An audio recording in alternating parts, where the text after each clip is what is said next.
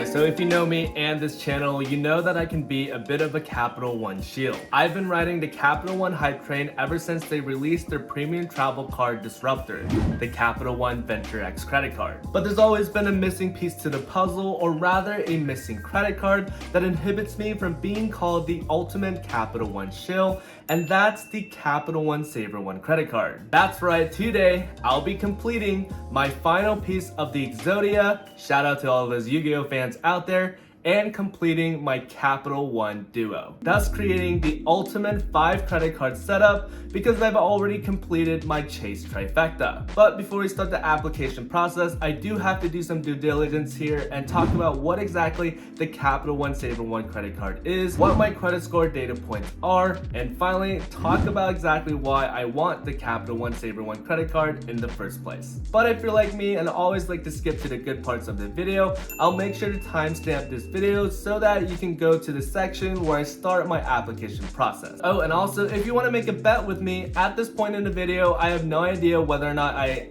got approved for the Capital One SavorOne credit card. So let's say if I do get approved for the Capital One SavorOne credit card, if you haven't subscribed to me already, make sure to hit that subscribe button. And if I don't get approved for this Capital One SavorOne credit card today, I'll do something somewhat of a dare depending on what the comment section says. Obviously, it has to be PG rated. But anyways, let's talk about the card. So the Capital One SavorOne credit card is one of 4 Savor line credit cards that all look exactly the same. You got the SavorOne Rewards for students, the SavorOne Rewards for good credit, the SavorOne Rewards, the one that I'm applying for today, and the Savor Rewards, which gives you a little better earnings potential and has a $95 annual fee, which basically means it's not worth it at all to ever apply for this credit card. I don't really know why you would ever apply for this credit card. Make sure to only apply for the SavorOne Rewards credit card. The current welcome bonus for the SavorOne credit card has always relatively been the same, and that's a $200 cash bonus after spending $500 within the next 3 months of account opening, which if doing the math correctly sums up to about $167 per month, which isn't a bad number to hit at all. With earnings potential, the SavorOne credit card earns 3% back on dining, entertainment, popular streaming services, and a coveted 3% back on grocery stores, which is a category that I'm missing in my own personal wallet. Additionally, you also earn 5% back at hotels and car rentals, but since I already have the Venture X credit card, these categories don't really matter much to me. But for those of you out there that are only applying for the Capital One SavorOne credit card, these are categories that you'll definitely be looking forward to. Additionally, you also earn 8% cashback on Capital One Entertainments, which if you didn't know, is a webpage which showcases entertainment deals specifically to Capital One card holders, which includes but aren't limited to sporting events, live shows, and music. Additionally, you also get 10% back on Uber and Uber Eats purchases through a partnership with Uber that lasts until the end of 2024. And also 0% intro APR for the next 15 months that you have this credit card, which is something that I actually discovered while researching this card, so it's definitely a great bonus to have. You also get extended warranty protection, travel accident insurance,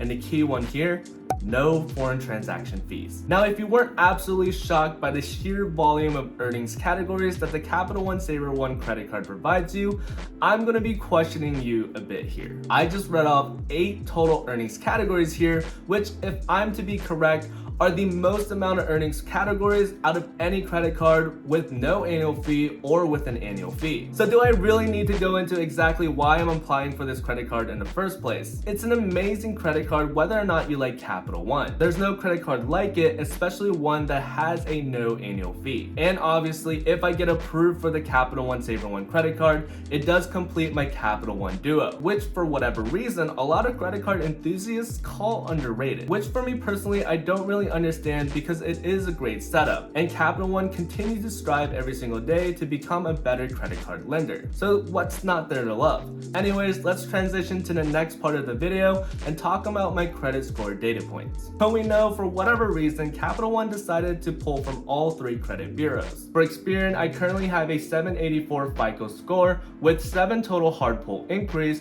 which range from business credit cards, personal credit cards, and authorized users. For Equifax, I currently currently have a 755 Vantage score with 2 total hard pull inquiries, and for TransUnion, it's also a 755 with only 1 hard pull inquiry. So looking over everything, the only credit bureau that I'm kind of concerned about is Experian with 7 total hard inquiry pulls. But since Capital One doesn't have those rules like Chase does with the 524 rule, I should be good to go. So let's transition over to the last part of this video and go through the actual application process, starting with the pre-approval process, which I have varying opinions about. Some will say that going through the pre-approval process will grant you a higher expectation of getting your application approved, but others will say that it's basically a marketing ploy where it gets you to apply for a card that you would have otherwise doubted in the first place. What are your opinions about that? All right, so it does seem like Capital One has a pre-approval process. So in the meantime, I'm just gonna take a second and apply for the pre-approval process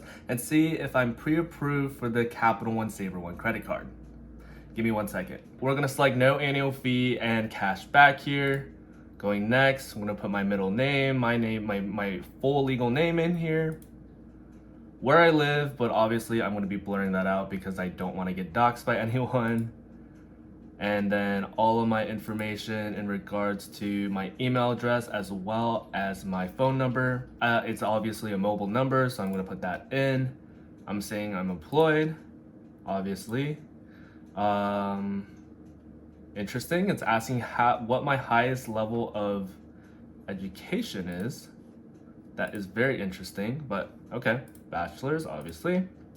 My net income, I'm gonna put in a number. Obviously, you guys won't be able to see what I put in here. I do have a checking account with them. And it's asking for my birthday and my social security number, which I will put on off screen. And we'll see from here whether or not we get approved. Alrighty, clicking next. Accept these things. See if I'm pre-approved. Loading process. I am approved for it, so I'm gonna be here. I'm just gonna type in my information. As you can see right here, I am approved for the SavorOne Rewards credit card, which is the credit card that I'm applying for today to complete my Capital One Duo. So we'll see. I'm gonna complete the application and we're gonna see if whether or not I get approved. Let's check it out. Complete application. All right. Let me put in all of this information and then we're gonna get the spinning death of waiting and we'll see if I get approved. Give me a second.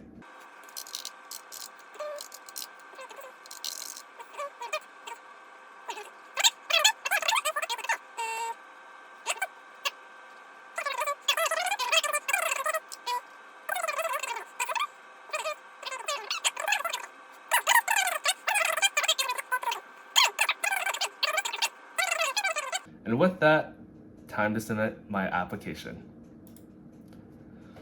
All right, let's see.